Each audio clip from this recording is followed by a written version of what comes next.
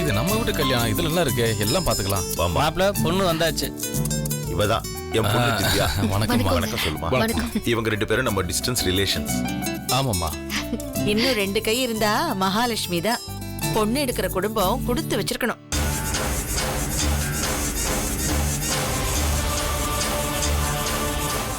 சுபு, எனக்கு நம்ம இது தத்தெடுத்த பொண்ணு மாதிரி தெரியலமா, பெத்தெடுத்த பொண்ணு மாதிரி அசல் மொசாயில் அப்படியே இருக்கே.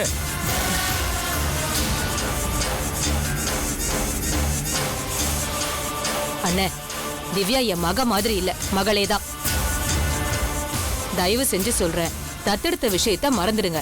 பேச்சுக்கு கூட அந்த வார்த்தையை சொல்லாதீங்க. மன்னிச்சிருமா, ஞாபகப்படுத்துற மாதிரி பேசுனது ஏன் தப்பு தான். சரிதான் சுப்பு, திவ்யா மேல நீ உயிரே வச்சிருக்க. சந்தேகம் இல்லாம இது உங்க வீட்டு பொண்ணுதான். ஆனா அப்பேற்பட்டவளுக்கு எப்பேற்பட்ட மாப்பிள்ளைய பாத்துருக்கணும். ஏன் பாத்திருக்கிற மாப்பிள்ளைக்கு என்ன குறைச்சல்? குறைச்சல் எல்லாம் ஒண்ணும் இல்ல. நம்ம வீட்லயே ஒரு மாப்பிள்ளைய வச்சுக்கிட்டு முன்ன பின்ன தெரியாத ஒருத்தனுக்கு கட்டி வைக்கணுமான்னு கேட்டேன்.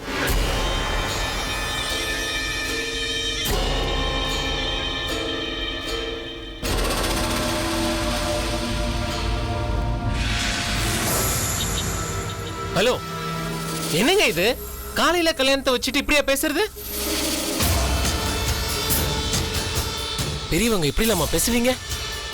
இந்த வீட்டு முத விசேஷம், எல்லாரும் சந்தோஷமா கிளம்பிட்டு இருக்கோம். இப்ப போய் அபசகனமா பேசுறீங்களே. எங்க பொண்ணோட விருப்பம் தான் எங்க விருப்பம். அவளுக்கு கார்த்தியை பிடிச்சிருக்கு, அவ ஆசைப்பட்ட மாதிரி கல்யாணம் பண்ணி வைக்க போறோம். இதுல என்ன குறைய கண்டுபிடிச்சிங்க? இல்ல, சொந்த விட்டு போயிட கூடாது இல்ல, அதுக்காக தான் கேட்டேன். என்ன சொந்தம் விட்டு போச்சு? திவ்யா கழுத்துல தாலி கட்டின மறு நிமிஷமே கார்த்தி இந்த வீட்டு பிள்ளைதான், இந்த வீட்டு சொந்தம் தான். மூணாவது மனுஷன். இன்னும் சொல்ல போனா நாளையில இருந்து கார்த்தி தான் இந்த வீட்டு வாரிசு. அதை தெரிஞ்சுக்கங்க.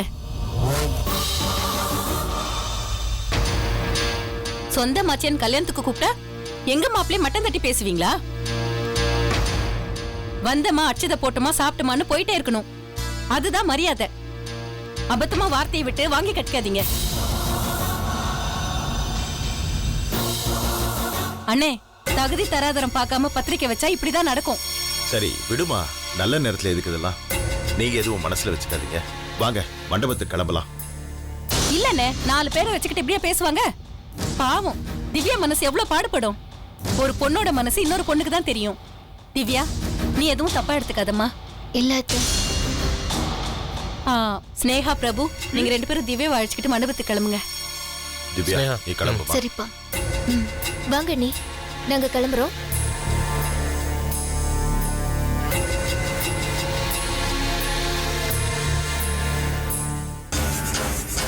ஆத்தாடி, உலகமாக நடிப்படா சாமி.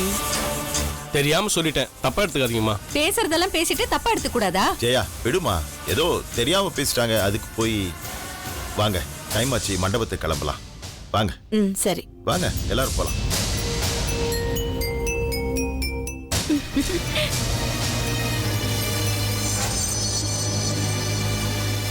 என்னடா இது? என் பொண்டாட்டி 1000 வாடா பட்டாசை முழுங்கிட்டாளா என்ன? இந்த வெடி வெடிக்கிறா. உலகமாக நடிப்புடா. என் தங்கச்சி சுப்புவை விட சூப்பரா நடிக்கிறா. இந்த 2 பேரையும் சினிமாவில் நடிக்க வச்சா சீக்கிரம் ஆர்ஆரை விட பெரிய பணக்காரன் ஆயிடலாம் போல இருக்கே. நாராயண், இதோ வந்துட்டேன் மாப்பிள்ள.